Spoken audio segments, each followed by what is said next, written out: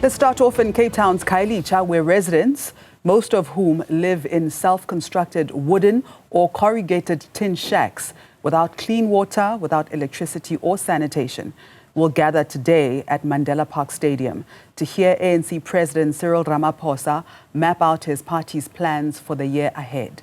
It will be a very different January 8th statement for the ANC for the first time since the dawn of democracy. The party lost its clear majority in national government and had to go into a coalition with the DA.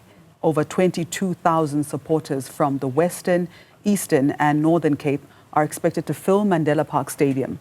Newzroom Afrika's Juniour Khumalo joins us now live from the township. Good morning once again, Juniour. For the purpose of viewers who've just tuned in, just paint a picture for us of what is happening on the ground right now and what we can expect from today's proceedings.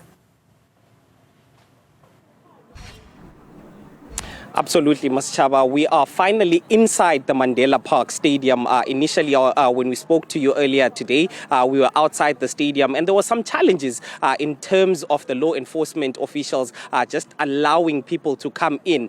Because of the size of this stadium, there's also not enough space for all of the people making their way to the stadium to park here at Mandela Park. So most of the individuals have to go and park at the Khayelitsha Stadium, which is about 11 minutes from here, and then from there they have to take some shuttles to make their way to this stadium. So it's a bit of a logistical nightmare for the ANC as it tries to fill up this stadium with about over 22,000 individuals. The gates have since been opened here, and a lot of people have actually started pouring in into this place. We've seen quite a number of people making their way in. We haven't seen the top officials of the ANC coming in here, but as you've already indicated, the ANC's National Executive Committee actually urged supporters from various provinces that are a bit far from the Western Cape not to make their way here to the Western Cape.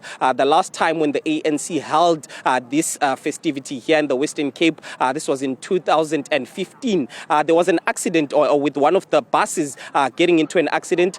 Some of the delegation from Ekurhuleni passed away during that time.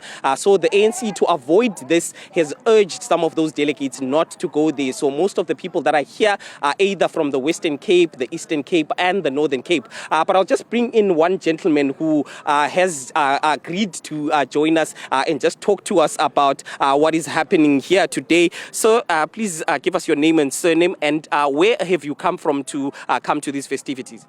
Good morning, viewers. My name is Isaac. My surname is Prikes. I came from a small town in the Rasnes, the Karua area. And for me, it is very unfortunate for me to be here, but it's nice because when you come here to the ANC festival, it's a celebration. So part of the difficulties it's nice for me to just let people know your voice and hear your voice. But it's nice to be here for a change. I mean, it is, as you said, it's since a long time, but it has arrived, so I'm glad to be here. And the ANC has faced a lot of challenges here in the Western Cape, losing support to the Democratic Alliance in 2009. What are some of those challenges that you as the party here in the Western Cape have faced in terms of encouraging South Africans to vote for the ANC? Yeah, the most encouragement that we give our people is that if there is problems in your house, then you must fix the problem in your house. You can't go out of the house and fix it outside. Fix the problem in the house. That is what we are saying to our people. Fix the problem in the house if there is problems in the house. And we have done it very well. And we let us people know that it's not a huge thing, but help each other, stand together and know that we are the ANC and we came from a long way.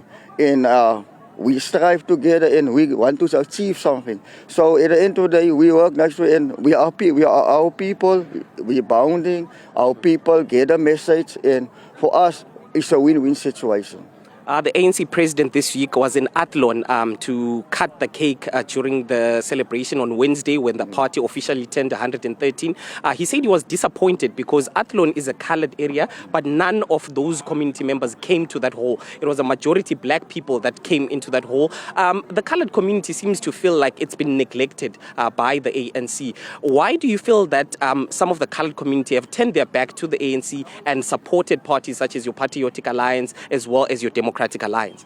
Yeah, I personally think it's propaganda Most of the people, they let other people influence them, but it's not a huge problem. At the end of the day, we must just sit down with our people and explain to them that what you hear outside is not a problem inside. You know that people, they have their saying, they do what they do always. But at the end of the day, you know the structure, we know the structure, and we're going forward. So we don't mind what other people say. We know, we are the ANC, we know what drives us, what we must do. So at the end of the day, we don't worry about what other people say. Okay, thank you so much. That is one of the ANC supporters there, Masichaba, who has come in early just to hear that message from the president of the ANC as he delivers that January 8th statement, Masichaba.